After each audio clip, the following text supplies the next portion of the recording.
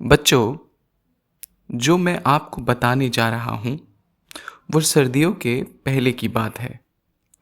एक बार एक बुलबुल को अत्यधिक भूख लगी। वह भोजन तलाश करते करते एक अमरूद के पेड़ पर जा बैठी और अपनी चोंच से अमरूद कुरेदने लगी। ऐसा करते हुए उसने अमरूद खाए नहीं थे, जितने चोंच मार मार कर जमीन पर फेंक दिए थे। अमरूद के पौधे से इस तरह की बर्बादी सहन नहीं हुई। उसने बुलबुल से कहा, ओ बुलबुल, तुझ में और तोते में भला क्या फर्क रहा?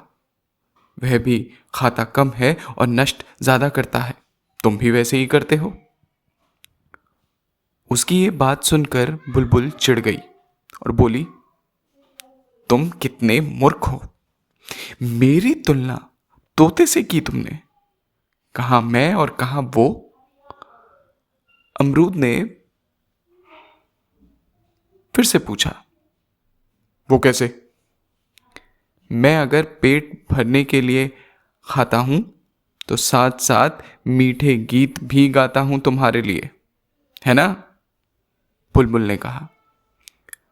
अमरूद कुछ देर सोचने के बाद बोला, बात तो तुम्हारी सही है, लेकिन यदि तुम केवल पके हुए फल ही खाओ तो तुम्हें भी खाने में आसानी रहेगी और मुझे भी पीड़ा कम होगी, क्योंकि पके हुए फलों को तो एक दिन झड़ना ही होता है। बुलबुल को उसकी बात जच गई और वह खुशी खुशी मान गई। उसके बाद वह पके हुए फल ही खाने लगी। जब उसका पेट भर जाता तो वह एक भी फल को व्यर्थ चोंच ना मारती।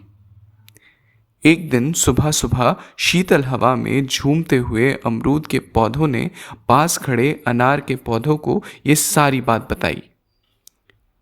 अभी दोनों पौधे बात कर ही रहे थे कि इतनी देर में एक लड़का वहां आया और छड़ी की सहायता से अमरूद के पौधों पर वार कर करके अमरूद सारे झाड़ने लगा। उसने कच्चे, अधपके, पके सभी तरह के कितने ही अमरूद झाड़ से जमीन पर गिरा दिए। फिर उनमें से जो पके और अच्छे लगे वो चुन लिए, बाकी वहीं जमीन पर गिरे रहे और वो चला गया। उसके जाने के बाद अनार का पौधा बड़े दुखी मन से बोला, मित्र अमरूद, बात तो तुम्हारी ठीक है, पर जो बात बुलबुल को समझ आ गई वो बात इन इंसानों को कब समझ आएगी? अनार के पौधे की बात सुनकर आसपास खड़े दूसरे पौधे और उन पर सभी बैठे पक्षी सोच में पड़ गए।